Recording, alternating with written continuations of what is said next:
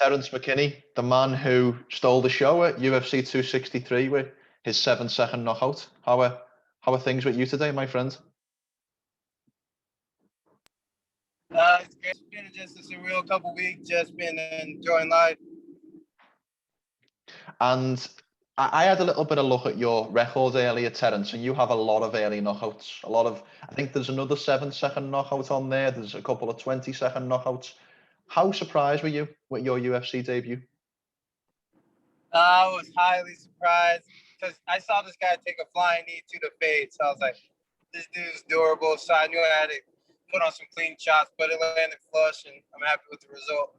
In some ways, it's even more surprising that you've done it to Matt Frivola, who in January went 3 rounds with a top-ranked lightweight in Sukarian. That for you to knock him out in the first 2 punches is even more impressive. Exactly. I want the whole world to know I'm ready for it. I want the belt. That's what we're going for. Tell me about what it was like when you got the UFC call. Tell me about, you just come off the LFA fight. Tell me a little bit about getting that UFC call up. Well, my management had everything. I ran a sports agency, so I just told them, let's do it. Like, I just fought. I was in pretty good shape, and my weight was still kind of low once I checked it, and it was a no-brainer for me. Well, I had a little look at your records, and your last 4 fights I've got a combined total of 2 minutes. So you haven't really been taking a lot of damage lately, have you? Nah, not at all. Besides that celebration. Oh, I forgot about that. How is the foot? Is it the foot or the ankle? It was.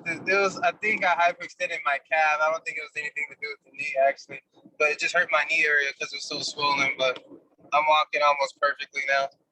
Let's be honest, Terrance, it's always a good thing if it's not the knee. The knee is a very nasty injury. It is a nasty injury, straight up. I think, correct me if I'm wrong, but I think you got quite lucky because there's been a lot of fighters over the last year who've made their UFC debut with no crowd. And to make your debut in still partly in the pandemic, but in a full stadium, must have been a special moment for you. Yeah, it was so sick. I was about to jump off the cage, but I had to calm down. Took my knee out. There was a little bit Johnny Walker vibes, maybe not the same with Johnny Walker with the shoulder, but it was a little bit, that's such an impressive knockout, and then immediately it's just the worry is Terrance's leg. Is Terrance's leg okay? Yeah, but I want all the fans know the leg's good. It's quite impressive that you could injure yourself and yet only be in the cage for 7 seconds. A lot of power in my body, I guess. Yeah. Can I ask, and it's obviously well documented with your past, how, looking back on some of the issues that you had earlier on in your life, how happy are you to be in the place that you are now? I'm really grateful to God, so I just want to give him the glory, and I just won't take it for granted. And I know this is just a small step in my career, so I just got to stay on it and stay ready for the next chapter. It's not finished yet. You seemed extremely grateful throughout fight week. I saw you putting stuff on Instagram and other social media. You seem to really enjoy the UFC fight week. Is that a fair assessment? Yeah, I loved it, man. It was all so filthy. I actually looked at the card. There was only 3 finishes. So I said about you stealing the show at the start, and probably you and Paul Craig were the two big finishes of the night. Yeah. Only 2 with the crazy finish. Oh yeah, Nico Moreno, he had a good win. Yeah. It was a crazy night, but there was a lot of decisions. So that 7-second knockout was even more punctuating. Exactly. It was so unreal. Can I ask you a question, Terrance? I wanted to ask you this. So I had a little look at how much your following on social media has increased, and I know you've gone up by over 25,000 followers or so on Instagram. Has it been difficult dealing with the fame, if you like, the maybe more interview requests, maybe more signatures, pictures? What's that been like? Yeah, I can see why some people would get mad and famous, but I like the attention. I like to be in the center of attention, so I don't mind it. That's a refresh. I've never had a fighter tell me they like being the center of attention, but you do stand in a cage and fight in front of people. So I suppose you all might like the attention a little bit. Right. So what's next for you? When would you like to get back in the cage? I'm trying to fight either August or September. Is everything looking right? Is there any names, anyone that you've got your eye on the come up you think you'd like next? It doesn't matter. I'll take anyone.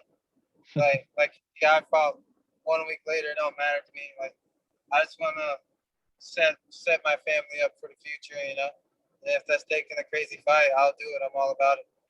I'm sure that helped with that 50,000 bonus, setting your family up. Yeah, exactly. It's a great start. Did you spend anything on it, or was that just going to maybe savings or whatever? I'm probably gonna save most of my money, hopefully. Smart man.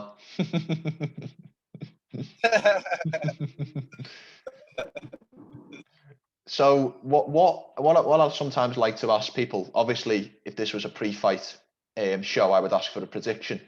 But what I'll ask instead, Terrance, is where would you like to accomplish in the next 12 months in your fighting career? Where do you want to be come the end of June 2022?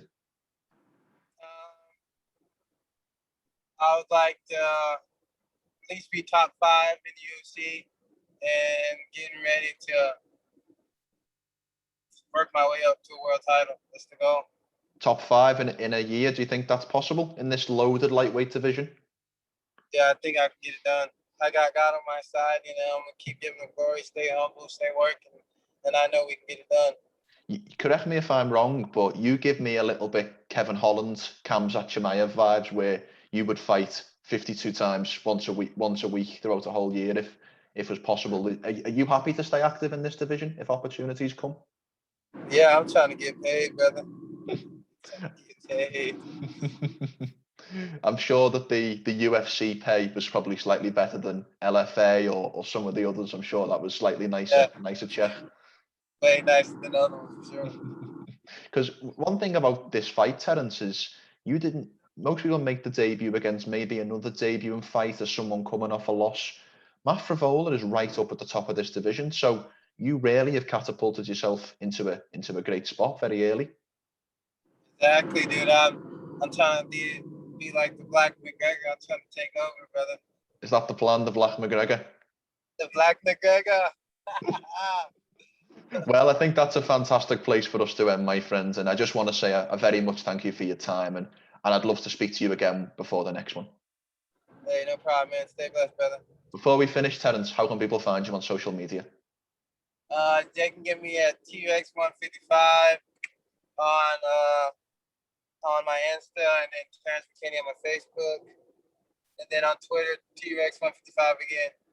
And then the last thing I will say, I give this opportunity to everyone. Is there anything you'd like to say or sign off with at all?